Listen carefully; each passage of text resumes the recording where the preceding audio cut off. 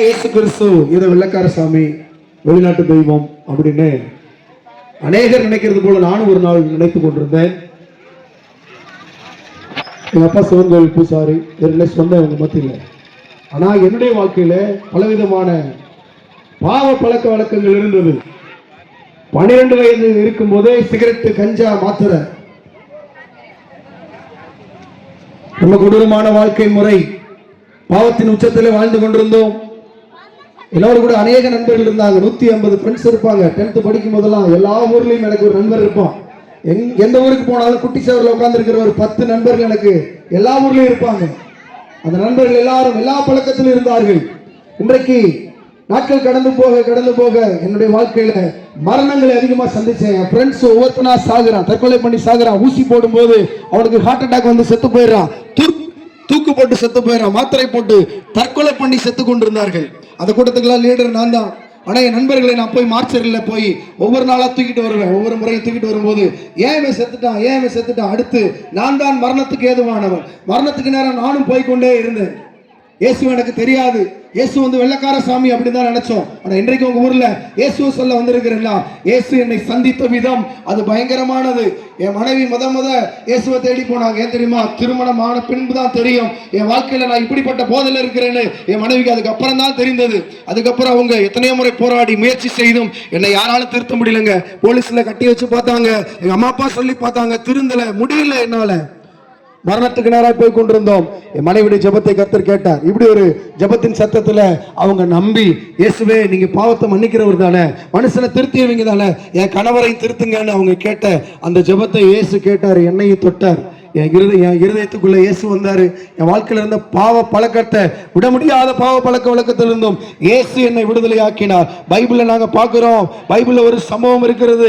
அநேகரை கர்த்தர் தேடி போய் பட்டணங்கள் தோறும், கிராமங்கள் தோறும் பிசாசு பிடித்திருந்தவர்களை, பாவத்தின் வல்லமையில சிக்கியிருந்தவர்கள் எல்லாம் தேடி போய், இயேசு கிறிஸ்து அன்பின் தெய்வமா இருந்ததுனால அவர்களை தேடி போய் அவர்களை சொஸ்தமாக்கினார், அவர்களை விடுதலை ஆக்கினார்னு பார்க்கிறோம். அதே போலதான் என்னை தேடி வந்தார். இந்த சத்தத்தின் மூலமா இந்த அண்ணா நகர் ஆகிய உங்களை தேடி வந்திருக்கிறார், உங்க குடும்பத்தை தேடி வந்திருக்கிறார். அற்பமா என்னை விடாதீங்க. நாங்க இங்க வந்து சந்தோஷமா ஆடி பாடி துதிக்கிறோம்னா இங்க யாருமே பரம்பரையா கிறிஸ்தவர்களும் கிடையாது, வெள்ளக்காரனும் கிடையாது.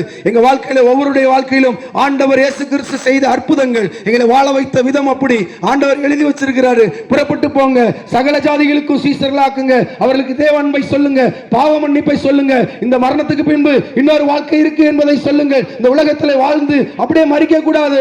எல்லாருடைய ஆத்மாவும் ஒரு நாள் இந்த உயிரை விட்டு பிரிந்து போகும், இந்த சரீரத்தை விட்டு பிரிந்து போகும். போகும்போது நாம் எங்கே இருக்க போகிறோம்? நம்முடைய ஜீவன் எங்கே இருக்க போகிறது? இந்த மாமிசத்தை மண்ணில் போட்டு புதைச்சிருவாங்க, எரிச்சிருவாங்க. ஆனா நம்முடைய உயிர் எங்கே போக போகிறது? அந்த உயிர் பாவத்தோடு செத்துச்சுனா, பாவ மன்னிப்பு இல்லாம செத்துருச்சுனா, நிச்சயமா சொல்றேன், தேவ சமூகத்தில் போக முடியாது, இளைப்பாறுதலுக்குள்ள போக முடியாதுங்க.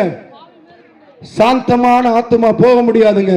அதுக்காக தான் வானத்தை விட்டு இறங்கி வந்த தெய்வம் பூமியின் மத்தியிலே உங்களுக்காக எனக்காக 2000 வருடங்களுக்கு முன்பு கல்வாரி சிலுவையை சுமந்து கடைசி சொட்டு ரத்தம் வரைக்கும் உங்களுக்காகவும் எனக்காகவும் சிந்தி மரித்தார். மீண்டும் உயிர்த்தெழுந்து அவர் தேவன் என்பதை நிரூபித்து இன்றைக்கும் அவர் உயிரோடு கூட இருக்கிறார். அந்த தேவன் தான் சொன்னார், வருத்தப்பட்டு பாரம் சுமக்கிறவர்களே நீங்கள் எல்லாரும் இடத்துல வாருங்கள், நான் உங்களுக்கு இளைப்பாறுதல் தருவேன். எப்படி தர முடியும்னா, அவர் மெய்யாகவே நம்முடைய பாடுகளை ஏற்றுக்கொண்டு நம்முடைய துக்கங்களை சுமந்தார். அவர் ஒரு பாவம் செய்யாத அவர் ஒட்டுமொத்த பாவத்துக்காக உலகத்தின் சாபத்தை தன்மேல் ஏற்றுக்கொண்டு உயிரை கொடுத்திருக்கிறார். உங்களுக்காக எனக்காக இலவசமாய் நமக்காய் தந்திருக்கிறார்.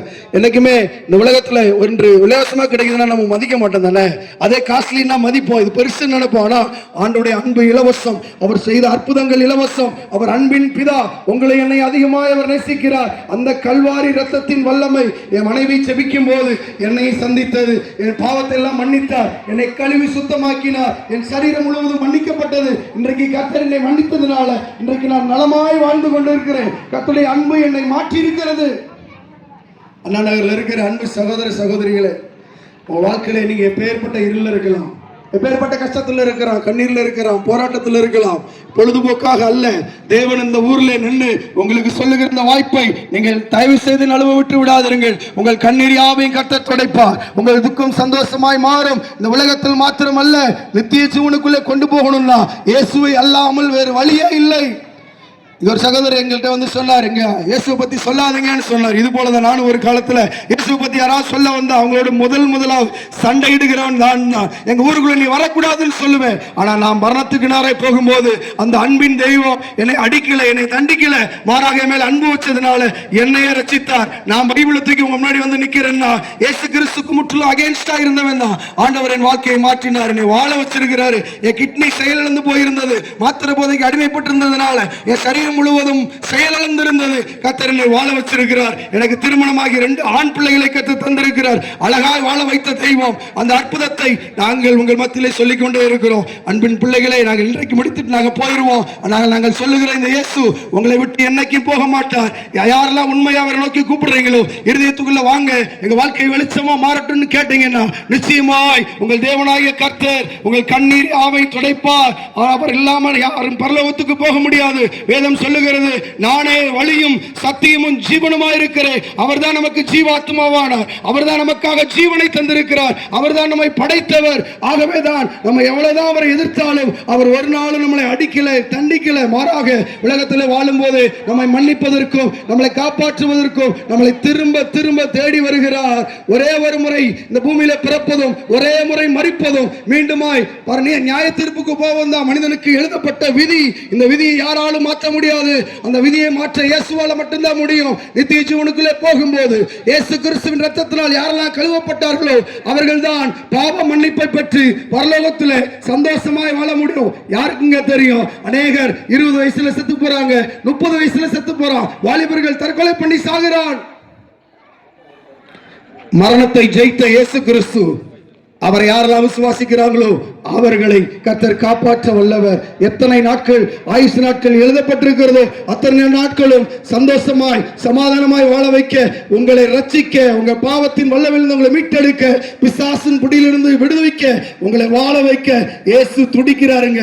அந்த அன்பை நீங்கள் விட்டு விடாதிருங்கள். அவரை ஏமாத்த நினைச்சு நம்ம ஏமாந்துடக்கூடாது. ஸ்கூலுக்கு போகும்போது நம்ம நினைப்போம், மிஸ் ஓயாம படிக்க சொல்லிட்டே இருக்காங்க, நான் எதுக்கு படிக்கணும் புக்கை மூடி வைப்போம். அப்ப மிஸ் நம்மளை பார்த்து சொல்லுவாங்க, டே நீ படிக்கலனா மிஸ்ஸை ஏமாத்தல, உன்னை நீயே ஏமாற்றிக் கொள்ளுகிறாய். அது போலதான் இன்றைக்கு கேட்கிற இந்த சத்தியத்தை நீங்கள் கேட்டு அதை பெற்றுக்கொண்டீங்கன்னா இயேசுவை ஏமாத்தல, நீங்கள் ஏமாந்து போவீர்கள். அந்த சந்தோஷமான வாழ்க்கையை நீங்கள் இழந்து போவீங்க, அந்த சுகத்தை நீங்க இழந்து போவீங்க, அந்த சமாதானத்தை நீங்க இழந்து போவீங்க. மெய்யாகவே அவர் உங்களுக்கு சமாதானத்தை தர வருகிறார். அவர் உங்களை ஆசீர்வதிக்க போகிறார். உங்கள் கண்ணீரை துடைக்க போகிறார். நாங்கள் நடனமாடி ஒரு பெண்கள் எல்லாம் சேர்ந்து தெருவில் ஆடணும்னு என்னங்க இருக்கு? உங்களுக்கு அந்த அன்பை நாங்கள் சொல்லுகிறோம். இதை இலவசமாய் பார்க்கிறீங்க, இதை விட்டு விடாதிருங்கள். வேற ஒரு வாய்ப்பு கிடைக்குமோ கிடைக்காதோ, அவங்க என்ன சொல்லுவாங்க இவங்க என்ன சொல்லுவாங்கன்னு உங்க வாழ்க்கை இழந்து போகாதிருங்கள். என்னை நிறைய பேர் சொன்னாங்க, இயேசுவுக்கு போகாதடா, அது நமக்காக அதுக்கு ஆகாது என்று சொன்னார்கள். ஆனால் என்னை காப்பாற்ற ஒருவரும் வரல, என்னை கை தூக்கி விட ஒருத்தருவல்ல, என்னை நல்லவன் சொல்ல ஒருத்தருவல்ல. ஆனா இயேசு கிறிஸ்து என்னை நல்லவனாய் மாற்றினார். இன்னைக்கு எல்லாரும் ஆச்சரியப்படுறாங்க. யாரெல்லாம் இந்த இயேசு கோயிலுக்கு நீ போகாதன்னு தடுத்தாங்களோ அத்தனை பேர் முன்னாடி இயேசு என்னை அழகா வாழ வச்சிருக்கிறாருங்க. உங்க கண்ணீரை துடைக்க இயேசு நல்லவராய் உங்க அருகிலே உங்க ஊர்ல வந்து இந்த சத்தத்தின் மூலமா உங்க இருதயத்தை தட்டுகிறார். இதோ வாசற் படி நின்று கதவை தட்டுகிறேன். ஒருவனின் சத்தத்தை கேட்டு கதவை திறந்தால் நான் அவனோடு கூட இருந்து வாசம் பண்ணி அவனையும் அவன் குடும்பத்தையும் ஆசீர்வதிப்பேன்னு சொல்லுகிறார். உங்க இருதயத்தை திறக்க எங்களால முடியாது. யாரை கட்டாயப்படுத்தி நாங்கள் கையை பிடிச்சி இழுத்துட்டு போக வரல, மதம் மாத்த வரல. உங்க வாழ்க்கையில அற்புதராகி இயேசுவை நாங்கள் அறிவிக்கிறோம். பிடித்துக் கொண்டால் நீங்கள் நலமா இருப்பீர்கள். இல்லாவிட்டாலும் அது உங்கள் கையில தான் இருக்கிறது. அது நல்லதோ கெட்டதோ உங்க கையில, மனுஷன் கையில கர்த்தர் கொடுத்துட்டார். நன்மையும் தீமையும் இந்த உலகத்தில் இருக்கிறது.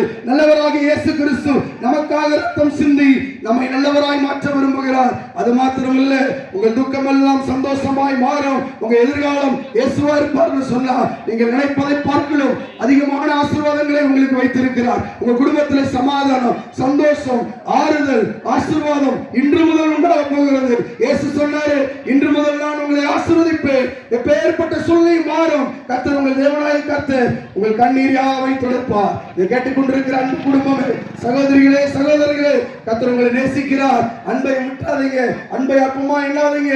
அன்புள்ள தேவன் உங்களை அரவணைத்து உங்களை விசாரித்து வாழ்நாளெல்லாம் உங்களை வாழ வைக்க துடிக்கிறார். அவருக்கு உங்களை விட்டு கொடுப்பீங்கன்னு சொன்னா, உங்க இருதயத்தை அவருக்கு இடம் கொடுப்பீங்கன்னு சொன்னா, இன்றைக்கு அற்புதங்கள் உங்க வாழ்க்கையில் நடக்கும். இதுவரை பார்த்திராத அதிசயங்களை கர்த்தர் செய்வார். இயேசு உயிரோடு கூட இருக்கிறார். உங்களுக்கு விடுதலை தர அவர் போதுமானவரா, உங்கள் அருகிலே இருக்கிறார். உங்கள் பாவத்தை இயேசு மன்னிப்பார். நித்திய ஜீவனுக்கு கர்த்தர் உங்களை கொண்டு போய் சேர்ப்பார். இது பொழுதுபோக்கு இல்லைங்க, உங்களுக்கு மறுவாழ்வு தருவதற்கு கர்த்தர் துடிக்கிறார். விட்டு கொடுத்தீங்கன்னா இன்றைக்கு நாங்கள் உங்களுக்காக ஜெபிக்க வந்திருக்கிறோம்.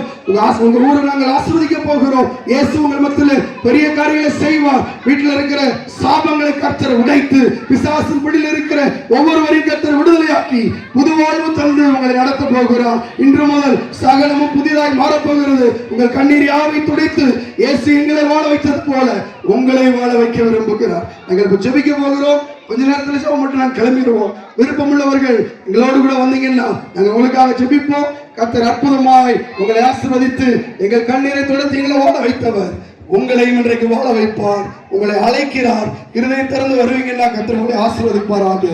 ஆமென்.